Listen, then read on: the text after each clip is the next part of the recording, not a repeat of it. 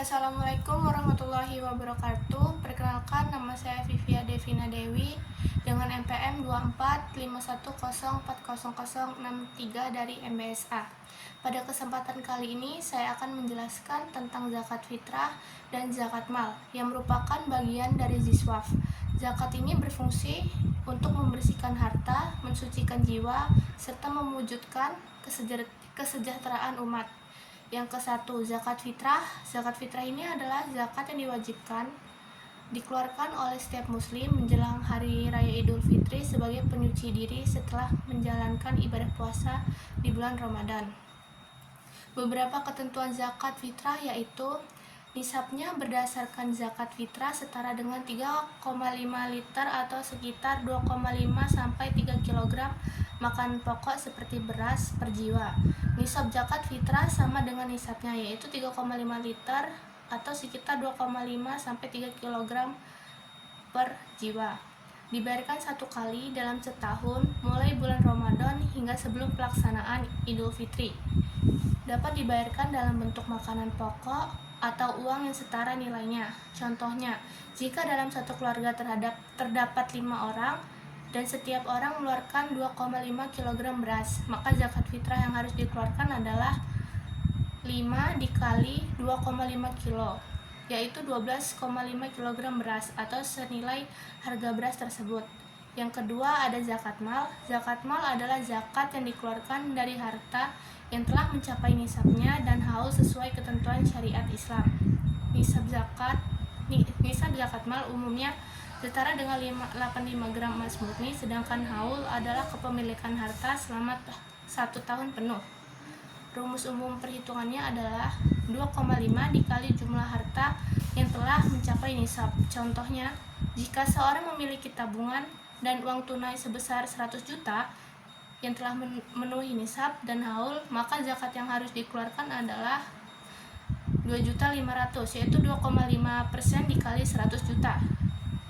Terus yang ketiga, ada jenis harta yang wajib dizakati. Beberapa jenis harta yang termasuk zakat mal antara lain emas, perak, uang tunai.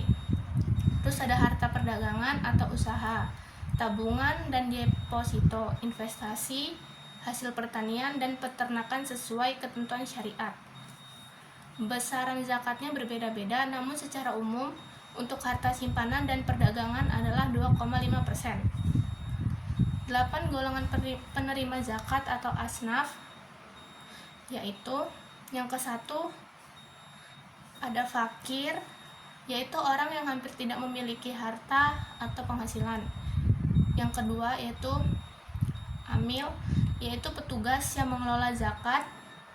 Yang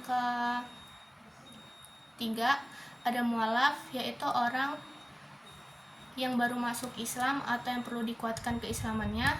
Yang keempat riqab, yaitu budak yang ingin memerdekakan dirinya. Yang kelima ada khorim, yaitu orang yang memiliki utang untuk kebutuhan dibenarkan syariat. Yang keenam fisabilillah, yaitu orang yang berjuang di jalan Allah. Dan yang terakhir ada ibnu sabil, yaitu musafir yang kehabisan bekal dalam perjalanan. Yang selanjutnya yaitu ada infak. Infak ini adalah mengeluarkan sebagian harta di jalan Allah untuk kemaslahatan baik yang sifatnya wajib maupun sunnah tanpa mengharapkan imbalan. Di sini ada beberapa ciri-ciri infak, antara lain yang ke satu dikeluarkan saat seseorang masih hidup. Yang kedua dapat berupa uang maupun barang atau jasa. Yang ketiga penerimanya bersifat umum seperti fakir miskin, pendidikan, dan kesehatan. Yang keempat pahalanya terus mengalir selama manfaat dari infak tersebut masih digunakan. Yang kedua ada sedekah. Sedekah itu adalah pemberian harta atau bentuk kebaikan lainnya secara sukarela karena Allah Subhanahu wa taala. Ciri-ciri sedekah yaitu tidak terikat jumlah maupun waktu tertentu. Yang kedua bisa diberikan kepada siapa saja yang membutuhkan. Yang ketiga bentuknya tidak hanya uang atau barang tetapi juga bisa senyuman, tenaga, dan bantuan lainnya. Dan yang terakhir, sedekah mendatangkan keberkahan serta pahala secara langsung.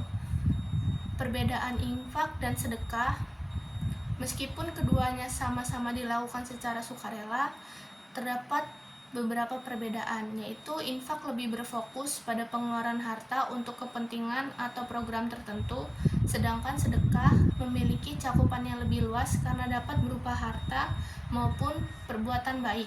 Contohnya seperti membangun sekolah atau membantu korban bencana termasuk infak, sedangkan memberi makanan tetangga atau memberikan senyuman termasuk sedekah. Yang keempat ada wakaf. Wakaf adalah menahan harta yang dapat dimanfaatkan dengan menjaga kebutuhan pokoknya. Kemudian manfaatnya digunakan untuk kepentingan umat secara berkelanjutan. Ciri-ciri wakaf yaitu yang ke-1, harta pokoknya tidak boleh berkurang atau hilang. Yang kedua, manfaatnya digunakan untuk kepentingan umum. Yang ketiga, pahalanya terus mengalir selama manfaatnya masih dirasakan. Yang keempat, melakukan secara sukarela sesuai syariat Islam. Di sini ada jenis-jenis wakaf berdasarkan benda atau hartanya. Yang ke-1, wakaf benda tidak bergerak seperti tanah, rumah, bangunan, dan masjid. Wakaf benda bergerak seperti uang, kendaraan, saham, buku, atau alat kesehatan.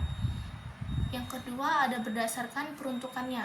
Wakaf ahli yaitu untuk keluarga atau kerabat tertentu.